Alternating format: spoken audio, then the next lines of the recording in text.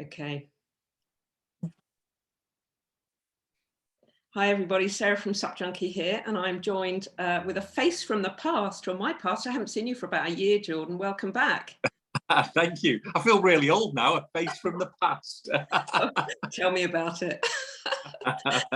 So Jordan, no, what I'd love to talk to you about firstly is your disappearance from social media. So a year ago on World Mental Health, just over a year ago on World Mental Health Day, you decided to come off social media, which is quite a big thing for you. I know you referenced it, but you know, you are a celebrity, you do have books to sell, you do have, you know, money to make, earnings to make. What led you to that decision initially? Well, firstly, I don't think I'm a celebrity. You are, mate. Sorry. But no, I think lots of reasons, to be honest. I think it was probably a combination of plenty of different factors. But first and foremost, probably for myself, for my own mental well-being, I found that I was consumed by it. I found myself in this quite dangerous place where I see it a lot with young people, where you're almost seeking a validation from people that you don't even know, or to be fair, even care about or have any relationship with. And you end up in this sort of, I found myself in these, what I would call scroll holes, where you're just burning time for nothing, and hours would pass by. And then you combine it with, you know, there's lots of negativity on there. There's trolling, there's bullying, there was COVID, there was Ukraine, there was just always doom and gloom. I found every time I opened my feed. And there was two incidents that sort of, or two things that happened just in the lead up to World Mental Health Day last year. One of them was I was asked to attend a funeral of a teenager who had taken their life as a result of some social media online bullying. I was asked to go and speak at the funeral of this person by their parents, and it was quite strange because I'd never met the parents, and I didn't know the person who had tragically taken their own life, this young teenager, and it just sort of like really hit home how, I don't know, as a dad, as a father, as somebody who tries to be a role model to young people, I felt that I was a little bit of the problem, and I wasn't maybe practicing what I preach. I was, you know, posting all these great images from adventures and almost portraying this life that maybe isn't the whole reality of my life, because it's, you know, it's not all paddleboarding or climbing a mountain or, you know, jumping out of a plane or whatever it might be. That's a small snapshot of my favorite bits of my life, which is probably only about 5% of my actual life. You know, and we sort of, like most of us, we work very hard in the hope that we can go and do that little bit of fun in our life. And I felt that, yeah, I was probably maybe losing some authenticity myself, if I'm honest. And I thought that I had to do something about that. And then I remember being in a school in Hampshire. I think it was either the week before or the week after this. It was the week before the funeral, actually. And I was doing a talk in an assembly, and I just talked about, you know, some of my adventures and some of the sort of charity work we'd done. And this young lad in the front row at the end of the assembly, I was taking questions, and he put his hand up, and I said, yes, you know, please ask a question. And he said, it's not a question. He said, I'd just like to say, I hope I grow up to be like you when I'm older.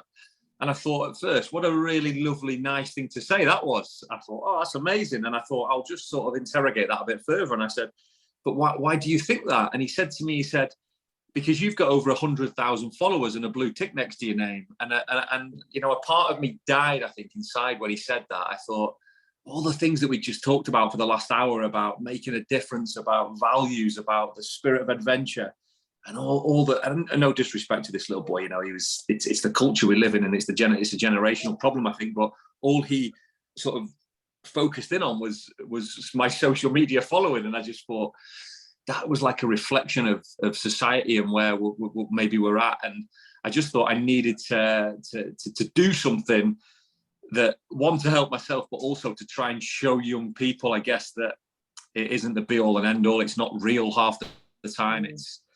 You know, it's a show reel of our best bits, and sometimes you know, we have to look a bit further than what's on a screen. And I just wanted to promote getting outside more, because I was spending far too much time. I think it's like an addiction. I think it's like social media is an addiction, but because it's still quite new, even though it's been around a decade or so, it's still quite new. So we haven't really come to understand the depths of the challenges that it presents, like, you know, things like drugs or alcohol or gambling that have been around for centuries. You can go and get help. There's remedies. You can go and see specialists that will support you. But social media is just this sort of accepted piece of, I don't know, like this addiction, this drug almost in itself that we all sort of hook to, and we're all trying to. Do you know the analogy that I used actually when I was trying to explain it to a group of college students the other day, and the analogy that I found when I was searching for it was, well, I'm from Blackpool, so Blackpool is a seaside resort with lots of, you know, the amusement arcades.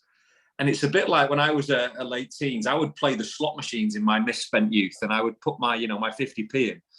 And when you put your coin in, you sort of, the reels spin round, and you're hoping for like the 3 sevens or something to come that's going to give you a return, or, you know, that bit of excitement, that bit of adrenaline. And I sort of feel like that's what social media is like when you're refreshing your feed.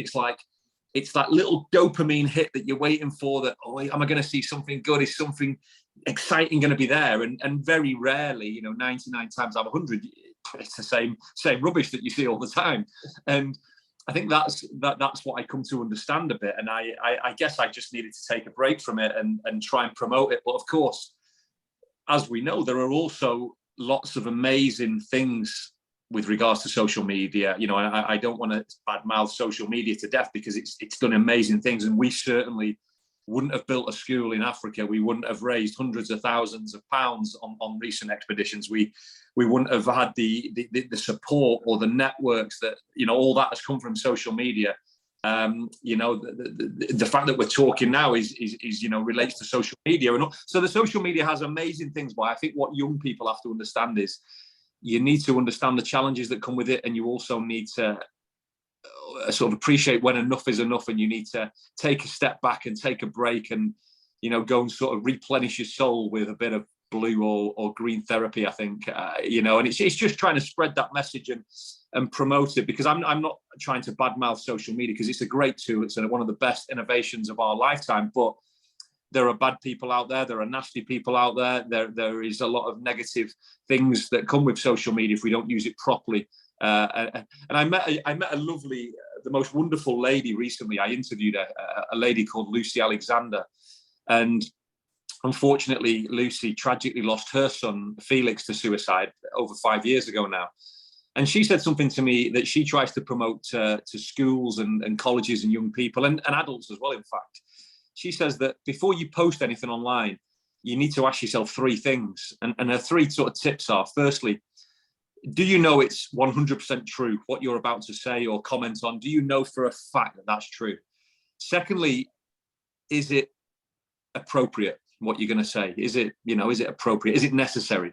And thirdly, is it kind? Is it nice? And if it's not all 3 of those, if it isn't true, it isn't necessary, and it's not kind, well, then just keep your mouth shut and keep your fingers at the hold, you know, before you start firing abuse across the keyboard or whatever it is. And I try to sort of think about that myself now. And, you know, I've come back to it. I'm quite refreshed, but I can see already in, you know, the sort of 3 weeks that I've been back, it's a slippery slope that you can easily get sucked into. You know, I've probably already spending a little bit more time, too much more time than I want to spend on it.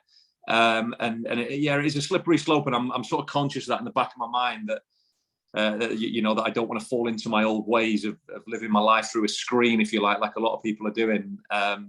And it was, but it was a very refreshing experience, that's for sure. And I learned a lot, and also just realised that the whole world is consumed by this thing. You know, to sit in a restaurant and just look around you. I challenge anyone, look around you next time you're taking a coffee in the coffee shop, and 90% of the people will be staring into a screen. It's when you're not doing it, it's quite scary, really, how controlled we are by these things. Absolutely. Well, you've raised some really good points, because there's so much good, isn't there? I mean, we wouldn't have met without social media. You know, there are so many good positive things, but there's also that negativity. And I think it's just, what we've got to learn and what young people have got to learn is just the balance, isn't it? The balance, being kind is so important, because it is so easy for people to just get on there and just rip shreds out of each other. And it's a lot of it is so unnecessary, and yeah, it just shouldn't be happening. So I think as long as they can learn to recognize and just calm down. And I'm guilty as well. I've tried to hang back a little bit from it and lose a few accounts. But I think you're right about this addiction thing. I am not an addictive personality at all, but I wake up in the morning and the first thing I want to do is pick up my phone and have a little, and I can almost feel my heart rate raising. But I've recognized that. I still do it.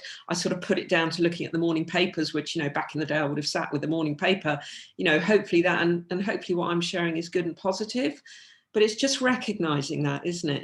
It's really interesting to hear you talk about why and the couple of things.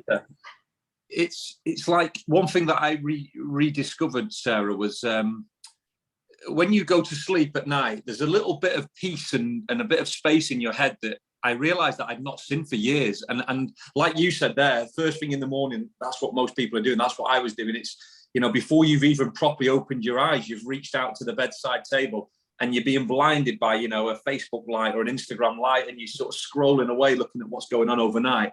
And I think that's what a lot of people do, and I was doing that, and I think that what I found actually before I go to sleep and when I wake up in the morning, there was a little bit of peace in my life that I'd forgotten even existed for about 10 years. And I tried to, every night when I got in bed, I tried to think of 3 things that I was quite proud of that I'd done that day or was happy with, and 3 things that I wish I had done better or could have improved. And it made me, over the last year, I think, self-reflect a lot more. And I think that's really important for people if you want to grow, if you want to learn about yourself. Because also one of the challenges I see with young people is this sort of comparison culture where young people and adults as well, we feel like we're not good enough, or we're always trying to compete with people, just even though no one's trying to compete with us. Perhaps we're competing against this perceived life that people are living. We're almost made to feel, because we're looking at someone's perfect life online, that our life isn't good enough, or we're missing out, or why are they having all the fun? And I think young people have that a lot, especially with all these filters now. Everything is done through a filter. Everybody has perfect skin. Everybody has got no blemishes, no spots. It's the most ridiculous thing that I've ever seen. The world isn't perfect. Humans aren't perfect, and it'd be pretty boring if we all were picture perfect, I think. And young people need to understand that and be happy in their own skin, and accept that they're beautiful and different and unique just the way they are, without all these filters and makeup and all the rest of it. It kills me. And I think it's just trying to get them to understand that it's really important to be yourself and to be comfortable with who you are as well, I think, and not try to be someone else. And that's the problem, I think, with we joked about celebrities before, and I think people who are, I don't like the word celebrities or influencers, it's not, but people who have a profile of some sort, and they do have, I guess, a level of influence. For me, they have to take that with serious responsibility and accountability. If you've got millions of followers, hundreds of thousands or tens of thousands, whatever it is, you need to use that for something good in this world. You need to add something positive. Is it educational? Is it inspiring? Is it encouraging? Is it supportive? And if it isn't, well then, we're not really interested in selling your latest teeth whitener or your tanning product. Do something that's going to help the world. I have a bit of a bee in my bonnet about these sorts of things. Yeah, I can tell. Okay, so let's talk about that influencer or that celebrity who is, maybe you doing something positive. Look what I've got here. So, your power of positivity and your mental fortitude to make a decision about what you wanted to do it. If it hadn't been for being shut down, do it, and raise money with the help of others to do something really incredible, which was build a school in the Sudan. That is what you're talking about, isn't it? It's your accountability, and you say you're going to do something and you've done it. Now that is quite incredible. Your book sales, that a lot of that could be done on social media. So how has it gone with your year not being on social media? How have book sales gone? The book is done really well. It's been great. You know, it made the Sunday Times top 10, which is amazing considering it's not been on social media. I'm blown away that it's done that. You know, as any author will tell you, it's the publishers who make a bit of money, not necessarily the author. So it's a tough sell trying to sell books, and you rely on sort of private events and things, but it's been amazing to see the support that somehow it sort of drummed up without being able to promote it, with no marketing campaign behind it, which I'm truly grateful for. And you know, people, even in the last week, it's sort of, when 2 weeks ago when I came on social media and I posted it, it was amazing to see, even on the Amazon charts, it bolted up to #1 for a few days in the Amazon bestsellers list, because a lot of people didn't realize I'd brought a book out, which was or a new book out, which was great. But no, for me, it was really important to write that book, probably more so, I think, than any of the books that I've ever written, because it was an important message about, you know, why we do things, not necessarily what we do. And it was just trying to relay that you can take so many positives from perceived negative situation. You know, everyone often wants, the first question that most people ask is, do you want to go back and do it? And you know, I always tell them absolutely not. I couldn't think of anything worse than trying to do that again. And actually, no, you know, if our good mutual friend Brendan went and absolutely smashed it, maybe if he hadn't made it round for any reason, I think we said that we would probably go and do the last leg as a charity fundraiser. But no, absolute credit and hats off to Brendan, who went and blew my efforts out of the water with his speed and pace, and experience as well. And he did it for an amazing cause, and it's great to see him, you know, using what he done for a force of good in the world. You know, he's doing great things. He's promoting water safety education. So I absolutely salute him, and was one of his biggest fans as well when he was going round. Yeah, I definitely. Well, the other reason to get this book, I'm going to hold it up again, is a bloody good read. Really, I started reading it and I didn't put it down until I finished. I think I sat there for 5 hours, just absolutely engrossed. So well done for that. Now, since you've come back on social media, your plan is, you know, to obviously keep bringing that positivity and really be mindful of the things that you post. And I was looking back on your Instagram today and scrolling back and found some amazing photographs of you doing your Great British Paddle. I mean, it was just insane, some of the photographs that were taken. It was just wonderful to follow. But you are a national ambassador for the Army Cadets UK. And a lot of the posts that have been coming up recently is your involvement with them. Can you tell us a bit more about what you do with those young people and what their age is, and just the trips you've been on, and what you feel you bring to them and help them, because you're such a positive person and I think you're a great role model. So tell us about the Army Cadets UK. Yeah, no, well, firstly, thank you for your kind words. It's probably my proudest, apart from sort of being a dad, a father, I think to be a national ambassador for the Army Cadets is one of my proudest sort of caps that I wear, because it's such an incredible organisation. It's, you know, my role in it is to showcase it, to tell the nation about what I believe is the best kept secret in this country. You know, it's these little sort of huts and buildings on these various estates around the country that are just, people turn up to on like a Tuesday, Thursday night or a weekend to do some training, and no one really sort of knows what goes on there. They just see these kids in sort of military style uniforms, and there's a lot of sort of curious minds about it, but it's one of the most incredible organizations. It's for 12 to 18 year olds, and essentially we provide fun, friendship, action, adventure. We provide unique opportunities that you perhaps wouldn't get, you know, in your sort of normal youth club or at school and things. To give you an example, we've just come back this week from Bavaria, where we took 20 cadets from Lancashire, from, you know, some quite challenging backgrounds, some of them as well, and we took them to Bavaria, where they were doing mountaineering, hiking, you know, trekking, map reading, you know, cultural visits to different places.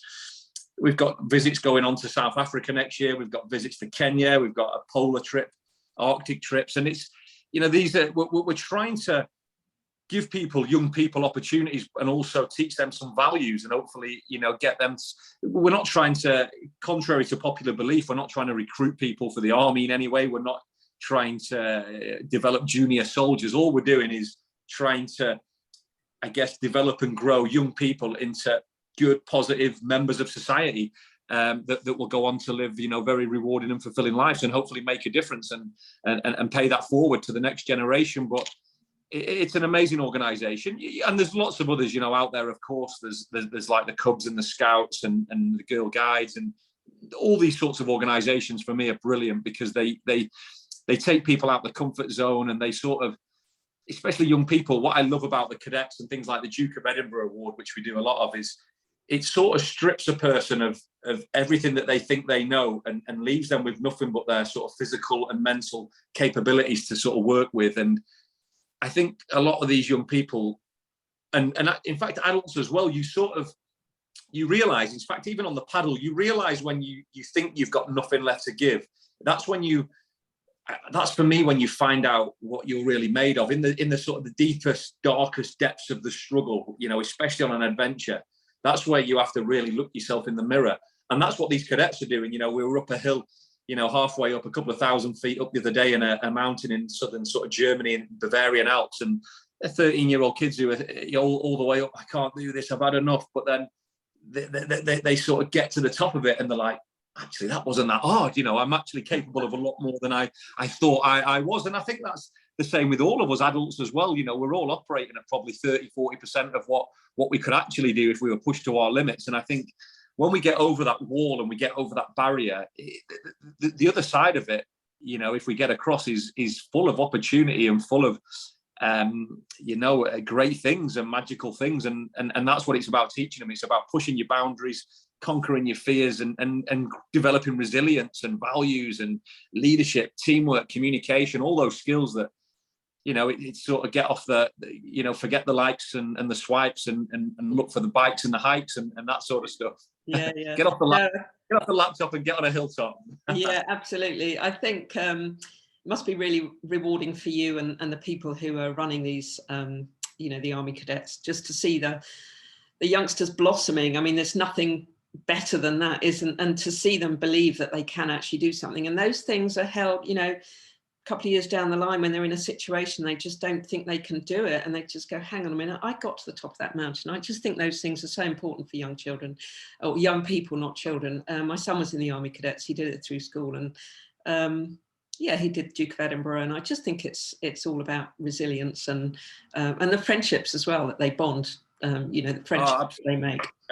Friendships, friends for lifetime. And even this week, it was amazing to see, you know, 13, 14-year-olds from different parts of the country that have never met each other before, and just watching a 13-year-old sort of giving a brief and getting his map and compass out and telling the group, right, this is the route we're taking, follow me, and then we're going to stop and we're going to cook our own lunch or whatever. I just thought it was amazing. You know, you don't really see that in schools, I don't think, these days. And it's pretty special, that, and it's in those times of adversity, I always believe, that the best relationships are developed as well. You know, when through that shared experience and that shared learning through, you know, like the Great British Paddle, we made some great friendships with people like Alfie and Katie and Paula and you know, all the other great members of the team, because we were going through the same cycle together. Yeah. You know, even though the one paddling, you know, I always remember Alfie thinking, on that support boat, where he's not only filming all day, but when I'm sleeping, he's editing videos and things. And I just think, you know, it's incredible that he was a young lad and is a young lad, and he will go on. That will have done him so much good in his personal development, I think. Yeah, absolutely. Very, very exciting. Now, the last time we saw each other, I hate to even admit it, but we were drinking in Wetherspoons. What an admission to make.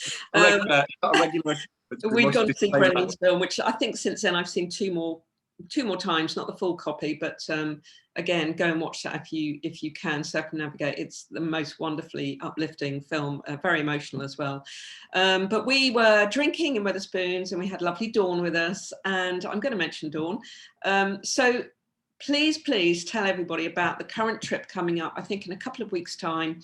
I wish that I was coming, it's just not possible for me at this time, but you have got a sort of paid group of people going over to visit the school that you successfully built through your endeavours and fundraising, you know, with the likes of I have to mention Kay Burley as well, because she did that amazing TV show and won all that money. But can you tell us about that trip, why you wanted to do it, and what the people who are going, because I know that Dawn is, she's looking forward to it, but she's quite nervous, I think, about it. She's going to be definitely coming out of her comfort zone. So can you tell us about why you decided to do that trip, and what's in it for them? Yeah, so I think, firstly, I need to go back there every year anyway, as part of my sort of commitment to the charitable aspect and to the children in the school. And I just thought, wouldn't it be amazing to give the opportunity to all those people over the last, 4 or 5 years who helped fundraise, to give them the opportunity to come and see the impact firsthand on the Horn of Africa in Djibouti, and to show them, this is what you can do when you've taken an idea and you've gone on a journey and brought lots of people, amazing people like yourself included, who have supported that journey in some way, and to go and show them firsthand. I just think it's so impactful to them when they see those kids that all started from, just making a promise that we're going to do something, and to show them that, the difference that I think we talk about between a wish and a promise, and the accountability, and I just think it's going to be amazing to see their faces when because a lot of people as well, through social media, one of the great things that have followed this journey from 5-6 years ago, when we first went out there, and was that sort of piece of derelict wasteland that we were given, to, seeing hundreds of kids go to school in their little uniforms, and, into their classrooms and what have you. And I thought, Rowley at the charity at Frontline Children, he basically said to me, we need to raise, about $10,000 a year for about 3 years to support the school and help the teachers and so on. Even though at the moment now the school has actually been handed to the government, so they have full responsibility, accountability, which is great. The school's been fully paid off, which is amazing. We have no debts or anything to the school anymore. But the Rowley sort of said we need to raise about $10,000 a year. So what I said was, well, instead of me going around the world asking everyone for £1 again, which I'm sure people were sick of hearing me for quite a while. And me. It was another great benefit of taking a year off. People got to a break from Jordan's fundraising. And I thought, I didn't really want to go back to everyone and ask for money again. So what I said is, why don't we put on an expedition for 10 to 12 people? We overcharge them £1,000 or $1,000 or whatever it was. And that will go directly to the charity for the school. And so I think everyone paid about $3,500. And for that, they're going to not only visit the school for a few days, but they're going to go whale shark diving with some paddy diving instructors. They're going to do camel trekking. They're going to do desert buggying. They're going to go visit the sort of lowest point in Africa. They're going to, we're going to camp out overnight. We're going to do loads of fun activities and live like sort of nomads as well in the desert. And it's going to be amazing. And obviously Dawn is coming, and it was quite funny because this all came from having a drink in Wetherspoons, as you say. We were a few sort of, gin and tonics in when we sort of pitched the idea to Dawn, and she signed up there and then. And, she's been quite vocal in our little WhatsApp group about how much she's fearing what's ahead. But she will have one of the most wonderful experiences. All the group will massively be taken out of their comfort zone, but they will grow as people. It will be, I'm sure, life-changing for some of them, if not all of them, to see it. And it'll be great for me because it's always been me sort of telling the story. So I will love the fact that someone else a big group's going to go there and see what we've done firsthand and meet the children and the teachers. And I think that'll be quite special. And of course, we'll raise some funds through that process. And we've also had so much support as well from, I've got 10, 20 bags of luggage to take of everything from bamboo toothbrushes and toothpaste donations to football shirts to got books, educational resources, musical instruments. We've got so much stuff to take between us. It's amazing. It's gonna be great. It really is. I'm very jealous. I am absolutely jealous. If you do it again, I'll be there. I was actually going to ask you if you need, because I saw I've been seeing that you've been asking for different things, toothbrushes, pencils, whatever, all the things that we absolutely take for granted. Is there anything else that you need, or are you done with you've got what you need? Yeah, we couldn't carry any more if we wanted to. It's cool. We're definitely done. One of the challenges, I'm certainly not asking for any donations from anyone, but we one of the challenges is the baggage fees. That's what we're doing, little mini fundraisers around at the moment, because obviously we're carrying a lot of luggage and it's about £40 a bag. So we're trying to raise a few pounds there for the charity. But one interesting thing actually I'm going to get on a paddleboard in Djibouti for the first time in a very long time. I've packed a paddleboard under instruction from Dawn and Amy and some of the other guests who are keen paddleboarders. So one of my baggage allowances is an inflatable paddleboard. So Brilliant. It'd be quite some really interesting shots of Dawn paddling past a whale shark in a few weeks. That would be amazing. Take some good photographs and get them on that beloved social media. We've got a few minutes left, Jordan. So if people do want to donate, let's ask, we're doing it, let's get it out there. If people do want to donate to that fund to help pay the baggage for people, I know Dawn has got an extra bag, she's paid for that. How can people, just donate something for that? Yeah, just direct to the charity, frontlinechildren.org. Or either direct through their website, or if you drop Rowley an email, who's the CEO, he'll pick it up. And if it's £5, £10, anything, it goes towards helping the baggage fees, and everyone will be really grateful. Yeah, and that's all to get those extra bags full of all the things that we take for granted, everybody. So books, pencils, football shirts, toothbrushes, toothpaste. I mean, everything that we just pop to the shop and buy. If you want to get involved in that, please donate. I'll put the link below. I think we're going to stop in a minute, Jordan, because we come to the end of the time, and I'd like to be able to, have a chat with you afterwards. Anyway, it's always great to see you, and always very uplifting. And it's really nice to see you back on social media. But yeah, it's a slippery slope, and I get that. So I think hopefully you will have learned from your, having a year off, the benefits of that. And I think every time you feel that slippery slope, just turn it off, put it away. It's really not important. We have missed you. I have people messaging me saying, "Where's Jordan? What's happened? Is he okay?" Yeah. So I think as long as you're strong enough to, deal with that aspect and just go, "No, I'm out of here," and the benefits of the blue and green therapy. We all know that now. That's been well documented. So. Thank you very much, Jordan. Is there anything else you want to promote while you're on here? I mean, look, hang on. This is great. Look at that. Buy the books, everybody. Get them reviewed. This is amazing. Does anybody know? Did you know what a citadel was before you read the book? I didn't. So, but this is just epic. So please buy this. Let's get it going up the charts again. I'll put some links in below. If you've enjoyed this, my chat with Jordan, as always, thank you. Give us a thumbs up. And we'll see you very, very soon. When's your trip? Yeah, I'll be flying out in 4 days' time. So we caught you just in time. We've been trying to get this interview together for 2 weeks. We've finally done it. I'm always grateful to you, Jordan. You're always a superstar. So please stay on the line. I'm going to cut now. Yeah, thank you so much. Always a pleasure. Thank you. Jordan Wylie.